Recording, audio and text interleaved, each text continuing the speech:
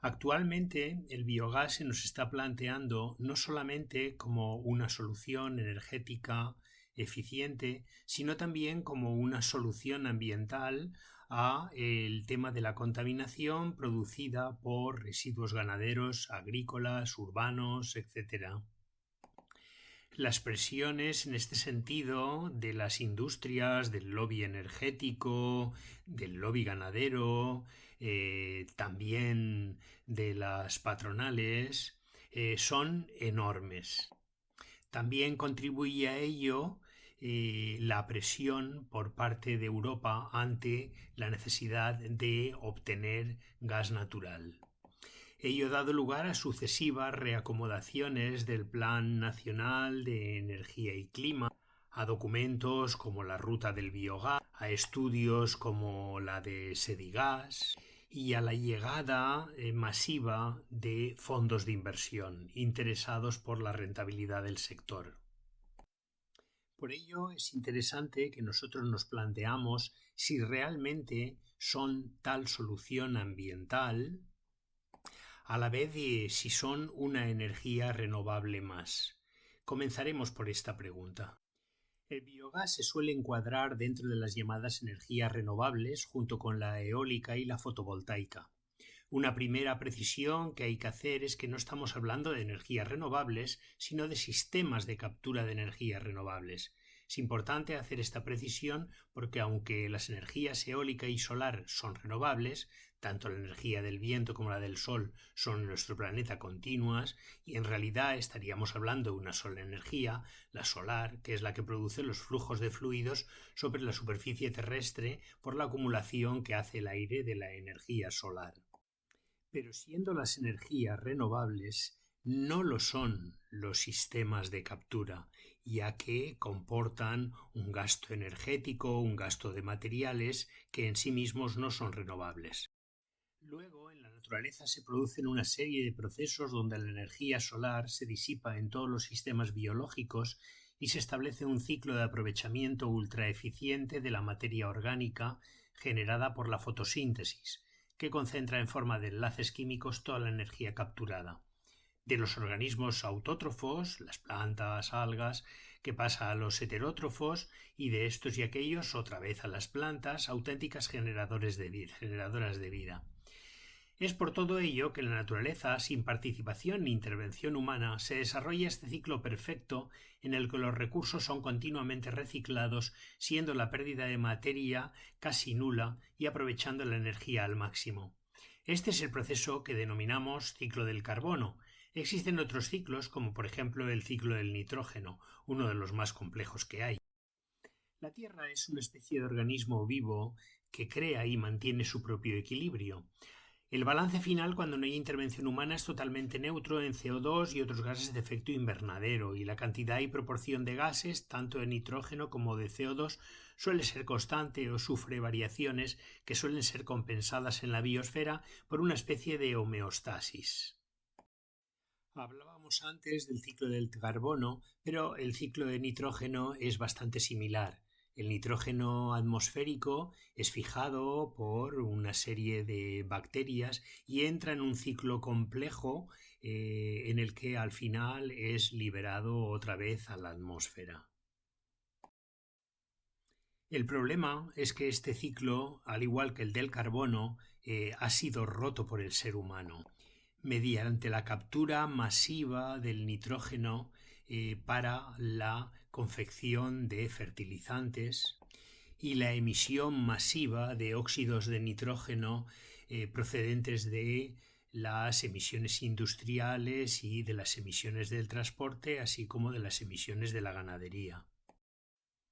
Una vez dicho esto, y ahora nos interesa reflexionar en cómo participan las plantas de biogás en estos dos ciclos, el del carbono y el del nitrógeno, y también plantearnos si el biometano obtenido es realmente neutro en emisiones o incluso negativo en emisiones, como plantea la industria del biogás. La economía circular actualmente está en boca de todos. Asistimos como aparece en todos los documentos oficiales, en todos los planes. En su concepción más auténtica, la economía circular intenta oponerse al modelo de economía lineal extractivista, pero a lo que estamos asistiendo es una falsa concepción de la economía circular, en la cual ésta se identifica, como podemos ver en el gráfico, a la última parte de todo el proceso, es decir, el de recogida y el de reciclado, dejando absolutamente de lado todo el resto. Si solo abordamos la reutilización de los residuos, estamos dejando de lado todo el resto del proceso, que normalmente es donde se producen la mayor parte de las emisiones y el mayor daño medioambiental. Además, aceptando la premisa de que el biogás es renovable, la siguiente pregunta ¿es el biogás siempre renovable? Es decir, ¿es renovable, es una energía renovable, provengan de donde provengan los residuos a partir del cual lo confeccionamos? Esto nos lleva a entrar en el meollo de la cuestión. Ante la avalancha de proyectos que aparecen en zonas de concentración ganadera de porcino, vacuno o aviar, surge el biogás y se plantea como una solución ambiental y como herramienta definitiva para limitar las emisiones de gases de efecto invernadero. A continuación vamos a analizar si realmente son una solución en este sentido. Partamos primero de algunos datos contrastados. Por ejemplo, solo la ganadería es responsable de la emisión de 69,4 gigatoneladas de CO2, equivalente. El porcino es el responsable del 50% de esas emisiones. Según la OCDE, la ganadería es responsable de 2/3 de las emisiones del sector agrícola. Y según las Naciones Unidas, la ganadería supera en un 18% a las emisiones del transporte. La mala noticia es que el problema, en lugar de aminorarse, se va acrecentando y se prevé que sea creciente. Por ejemplo, aquí tenemos el gráfico previsto por la FAO, tanto de consumo de productos animales como de aumento o disminución de la población. Y observamos cómo, incluso disminuyendo la población, se prevé un aumento tanto del consumo de carne como de lácteos como de huevos. Una vez hechas todas estas reflexiones, vamos a abordar ahora el tema. Nos vamos a centrar en una granja de porcino y vamos a considerar no solo los purines, sino toda la cadena de valor. Necesitamos saber a qué nivel de reducción de emisiones podemos llegar con una planta de biogás. Partiremos, por tanto, de la hipótesis de una planta de biometano que tratará purines de cerdo. Y nos interesa saber si es la solución a las emisiones de porcino y, por lo tanto, reducimos variables. Según este gráfico de la FAO, podemos observar que las emisiones en el proceso de fabricación de carne abarcan absolutamente todo el proceso, es decir, desde el principio en el cual se elaboran los alimentos con los cuales vamos a hacer crecer el ganado, con el consumo para la crianza, transporte, el procesado, empacado, etc. Todo ello acarrea infinidad de indirectas y directas emisiones. Emisiones de las cuales solo una pequeña parte se refieren al proceso de manejo y producción de los estiércoles. Aquí tenemos otro gráfico extraído de un trabajo de Germán Martínez para la Universidad Politécnica de Madrid, en el cual se puede observar las emisiones producidas en cada una de las partes del proceso. Y aquí podemos ver la estimación de emisiones que hace del proceso en gramos por kilo de carne producida nuestro autor. Y podemos observar claramente que la mayor parte de las emisiones corresponden a la alimentación. Observamos el mismo gráfico en el cual podemos ver que la parte correspondiente a la alimentación se lleva el 45% de las emisiones. Esto ya nos da una ligera idea de por dónde vamos. Este 45% de las emisiones va a quedar totalmente fuera de nuestro balance de CO2. También es interesante ver la huella de carbono que existe tras la fabricación de piensos dependiendo de la procedencia de lo que se utiliza en la misma.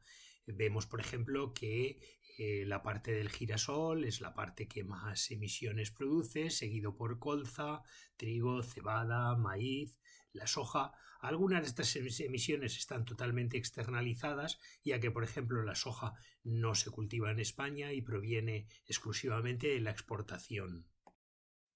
Bueno, y después de todo esto vamos a ver la huella total calculada por kilo de carne producida. Y esta huella nos arroja una estimación nada despreciable de 3.471,3 gramos por kilo de carne producido, es decir, 3,5 kilos de CO2 por kilo de carne producido. ¿Podremos recuperar esas emisiones? Que sería lo que en definitiva nos justificaría el biogás como una alternativa óptima ambiental.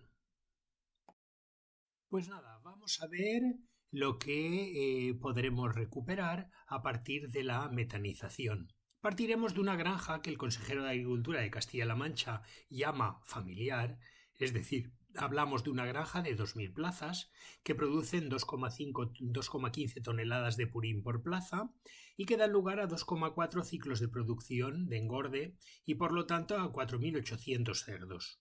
Supongamos también que estos cerdos se comercializan con 110 kilos, que es la cifra estándar del sector. Pues pongámonos a ello, hagamos cuentas. Haciendo una multiplicación sencillita con las cifras que hemos obtenido de emisiones de CO2 equivalentes por kilogramo, tenemos que 4.800 cerdos producidos por 110 kilos son 528.000 kilos de carne.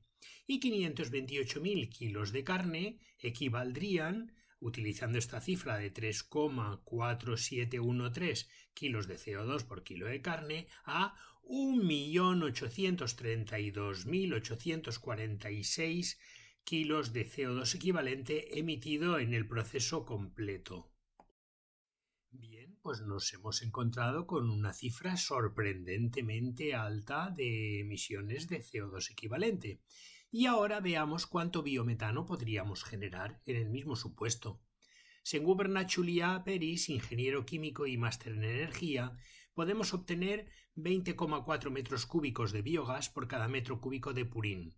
Se puede aumentar el rendimiento ajustando la ratio carbono-nitrógeno, lo que nos da una producción de 87.720 metros cúbicos de biogás.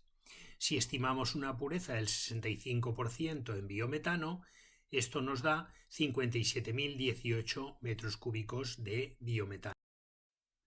Bueno, pues ya tenemos un dato con el cual ya podemos calcular cuántas emisiones nos ahorraremos pues de todo el proceso si al final ponemos una planta de biogás y estos purines pasan a ella. Según datos oficiales, cada metro cúbico de biometano posee una potencia energética de 11,7 kilovatios hora. Si multiplicamos los metros cúbicos que tenemos por esta cantidad, nos da 667.110 kilovatios hora. Si por cada metro cúbico de gas natural se emiten 2,1476 kilos de CO2, esta cantidad multiplicada por los 57.018 metros cúbicos de metano nos da 122.451,857 kilos de CO2, que son los que nos hemos ahorrado de emitir a la atmósfera. A ver, recapitulando. Tenemos por una parte 1.832.846,4 kilos de CO2 equivalente emitidos en el proceso completo de la cría del cerdo y comercialización de la carne posterior. Tenemos también 60.268 kilos de CO2 emitidos en el upgrading, porque aunque se licúen, su destino final es la emisión a la atmósfera, con lo cual no podemos contabilizarlos como negativos. Pero sí que podemos contabilizar como negativos los 122.451,857 kilos de CO2 ahorrados mediante la producción de biometano. Y asimismo también podemos contabilizar como negativos el retirar el estiércol del proceso, donde nos ahorramos 202.450 kilos de CO2 equivalente. Hagamos unas sencillas operaciones. Por una parte, vamos a sumar el ahorro en la retirada del estiércol y en la producción de biometano, y le vamos a restar a esto el dióxido de carbono del upgrading. Y entonces nos da en total 264.634 kilos de CO2 equivalente, que son el total de las emisiones que podremos contabilizar como negativas. Ahora, por fin, a las emisiones totales de la cadena de valor les vamos a quitar las emisiones negativas que hemos obtenido, y esto nos da una cifra de 1.568.212 kilos finales emitidos en todo el proceso. Es decir, que con el proceso de biodigestión nos hemos ahorrado el 14,4% de las emisiones. Con lo que podemos concluir que la reducción que obtenemos de emisiones mediante la biodigestión de una actividad tan insostenible como la ganadería industrial resulta totalmente irrisoria, un 14,4%. Y atención, cuidado, porque aquí no hemos contabilizado otras emisiones porque no tenemos los datos. Por ejemplo, las emisiones del transporte de los residuos a las plantas. Se trata de un consumo fósil. La energía gastada por la planta en sus procesos. Por ejemplo, calentamiento del digestor, esterilización de sandats, trituradores, agitadores, bombas y un largo etcétera, que pueden consumir en total hasta un 25-30% de la energía producida. Bien, ahora nos hemos centrado en lo que hasta ahora en lo que ha pasado con el carbono. Pero mientras tanto, ¿qué es lo que ha pasado con el nitrógeno? Veamos. Cada cerdo consume de promedio 2,5 kilos diarios, según cifras oficiales, es decir, sobre los 4 kilos de alimento por cada kilo de carne producida. Se trata de una alimentación rica en proteínas para favorecer el crecimiento de la carne magra. Según Hugo García Miralles, en su tesis, el cerdo de engorde tiene una capacidad de transformación del nitrógeno deficiente y elimina alrededor del 65% de la ingesta. De ahí la ingente cantidad de nitrógeno que aparece en los purines, que se emite a la atmósfera en forma de óxidos nitrosos y de amoníaco, o que queda en los purines en forma amoniacal y de nitratos, lo cual nos crea otro problema. El óxido nitroso es un gas con 310 veces el poder de efecto invernadero del dióxido carbónico. El amoníaco es un fuerte contaminante atmosférico. Conociendo estos datos, hay que plantearse si será la solución una planta de biogás al problema que tenemos ambiental producido por la ganadería. Si habrá que reducir la ingesta de carne o habrá que cambiar el modelo ganadero y plantearse si no nos está llevando el modelo de producción de carne a un callejón sin salida, porque no se cuestiona el biogás como una solución particular, pero claro, el biogás difícilmente va a dar solución a un problema de este calado. Es prácticamente imposible.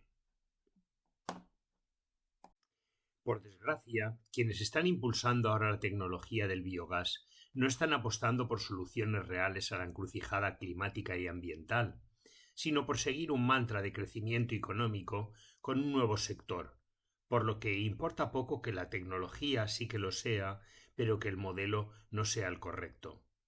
El 13 de septiembre del 23, Ana Botín ya hizo toda una declaración de intenciones, lanzando el oxímoron de sin crecimiento económico no habrá crecimiento verde, y poniendo el acento en lo que realmente interesa a los impulsores del nuevo Green Deal, el crecimiento económico.